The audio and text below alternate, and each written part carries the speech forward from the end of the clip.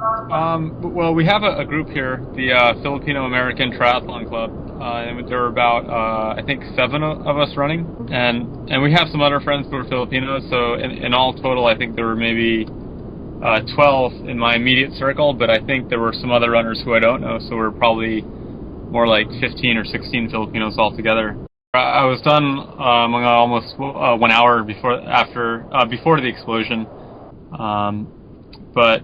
But the place where it happened, if you watch the video, it happened on the left side of the street, and that's exactly where I had passed an hour beforehand. So that was a little scary. If it blasted an hour beforehand, that could have been me in the line of fire. So yeah, thank God, I was okay, and my teammates were okay. Well, yeah, of course there was widespread panic. It was very sudden and unexpected.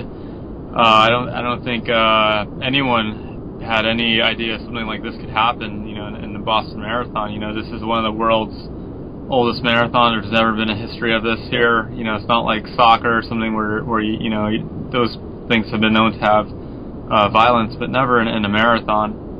So yeah, it was pretty crazy. I think a lot of the people were shaken up, and even right now, people still don't know who's responsible for the bombing. So yeah, there's I guess there's still a little bit of panic in Boston and in America in general, because anytime there's an act of terrorism like this, we want to find out who's responsible. So what did you do when that happened?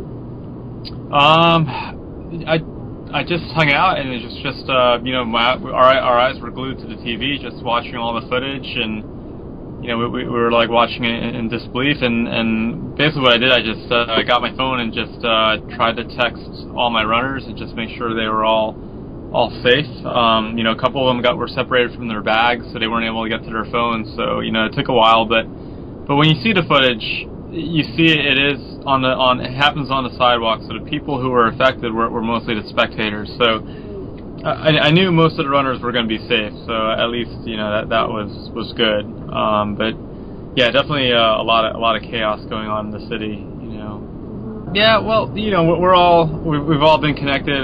Because of Facebook and everything. Everything is immediate. So I think for the most part, we're all okay. It's just the question now is what happens next. What happens with the security? Will the flights be able to go back out? I'm supposed to fly out to Manila tomorrow. I don't know if my plane will go out yet.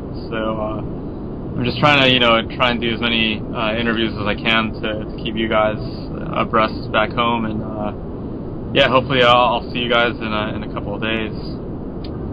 Been some that I'm not aware of, because I think, like I said, there's probably 15 or 16 total, but of those 15 or 16, the 12 I know, 11 of them are from the U.S. Amanda Carpo still lives in Makati, so she's the only one I know who lives in the Philippines full time. Her sister, I think, moved already to California.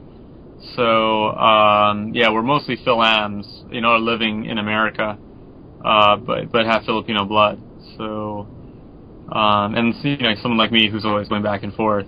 But yeah, we're mostly a Phil-Am group. But it is good to see that there is a lot of concern back home. And the Philippine Consulate General from New York gave me a call personally. So I thought that was a very nice gesture on his part to show his concern and the concern of the country. So yeah.